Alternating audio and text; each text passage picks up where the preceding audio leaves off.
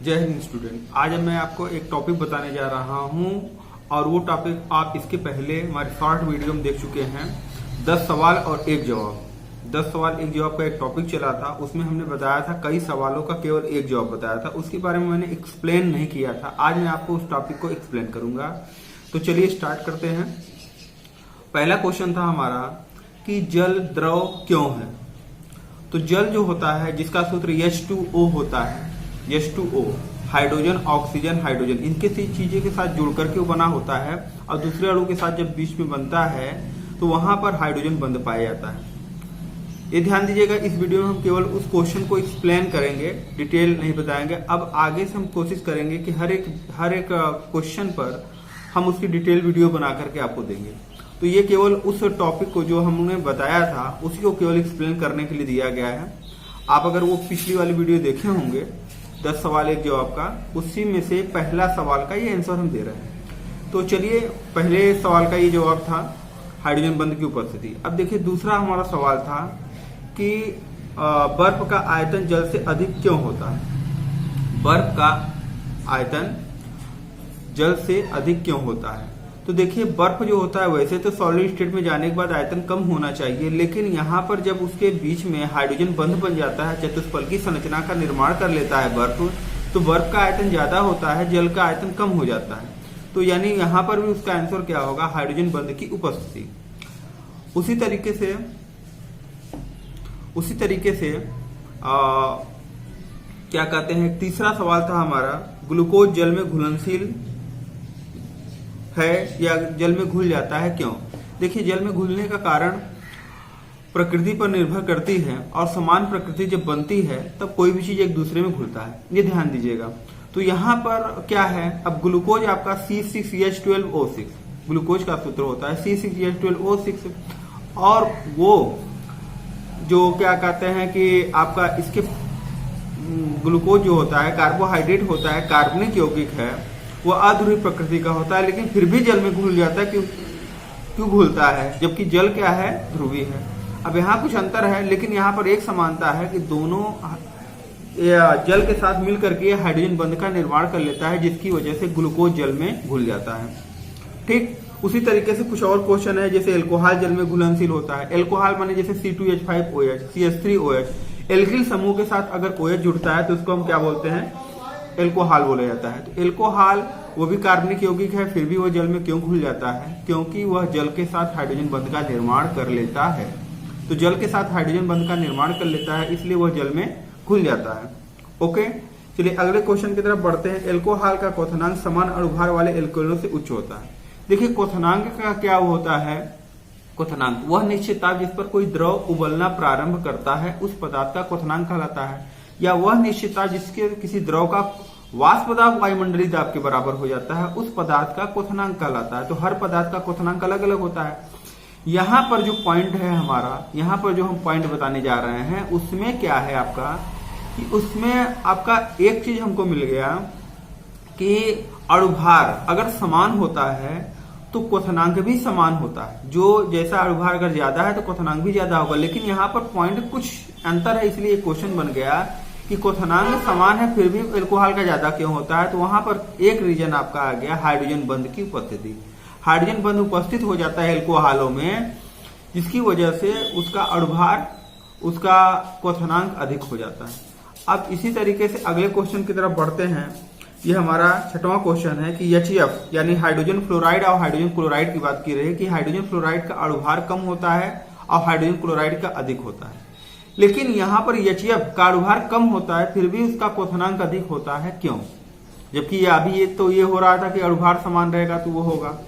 ठीक, तो यहाँ पर क्या रीजन, यहाँ पर भी वही है कि अणुभार भले ही कम है HF का, लेकिन वह हाइड्रोजन बंध की उपस्थिति हो जाती है, जिसके कारण उसका क्वथनांक अधिक हो जाता है।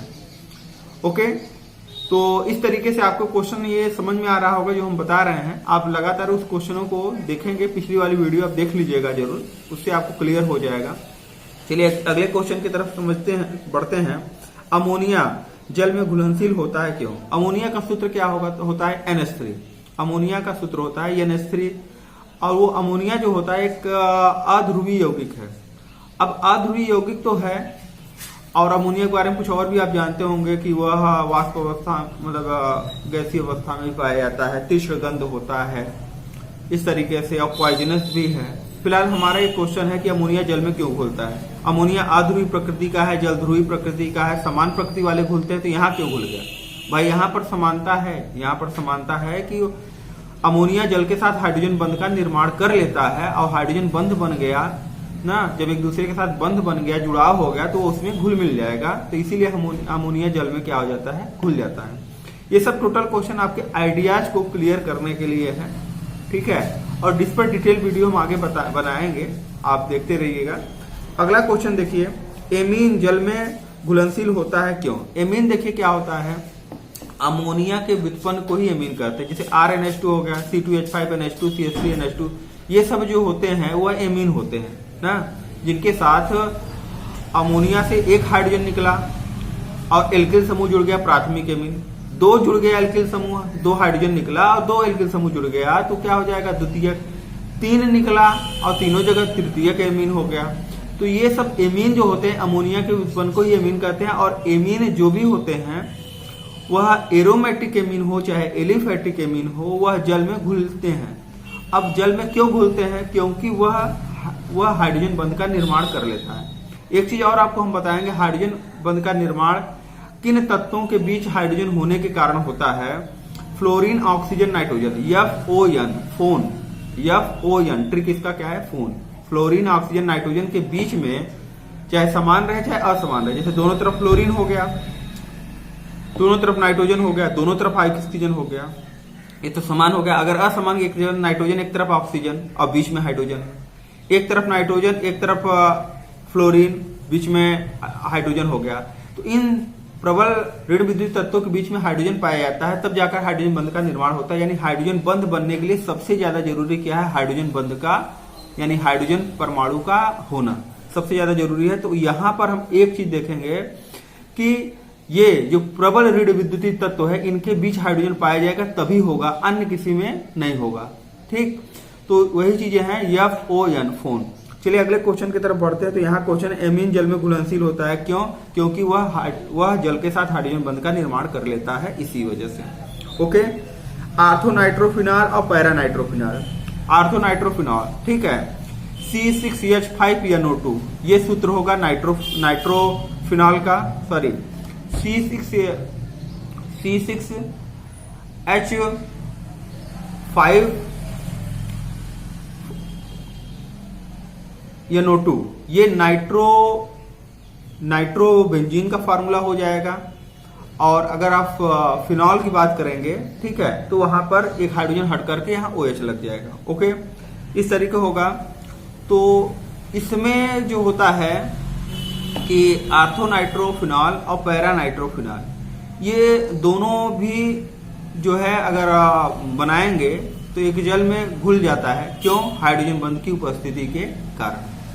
ठीक है, इसमें एक फैक्ट हम और बताना वाले थे कि जो आर्थोनाइट्रोफिनॉल है, आर्थोनाइट्रोफिनॉल वह क्या कहते हैं कि जल में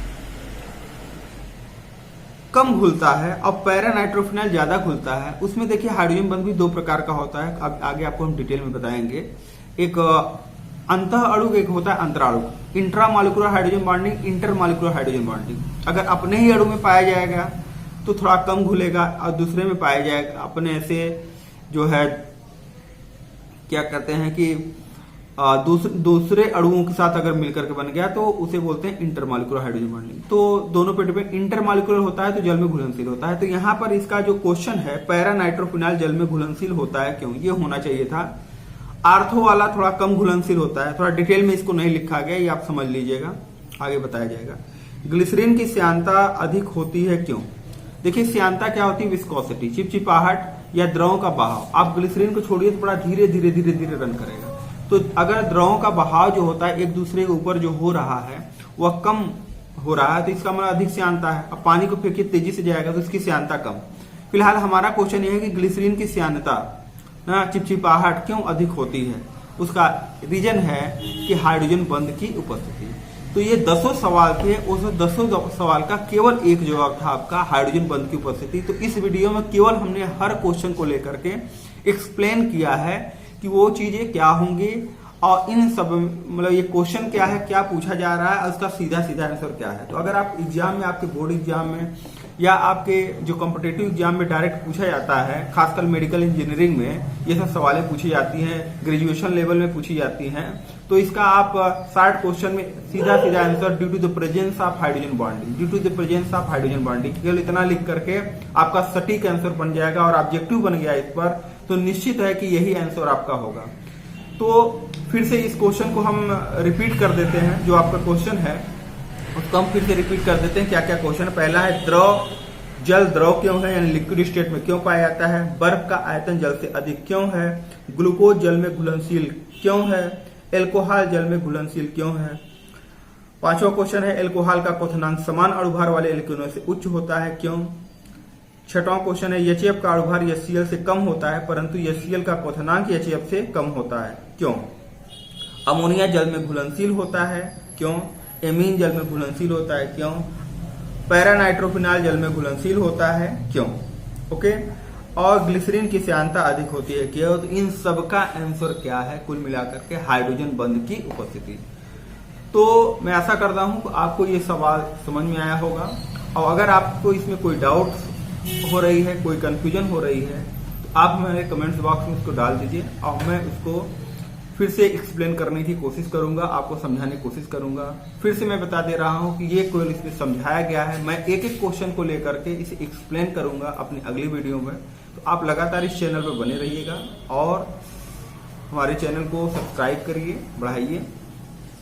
और इसी साथ मैं इस वीडियो को एंड करता हूं। थैंक यू, जय हिंद।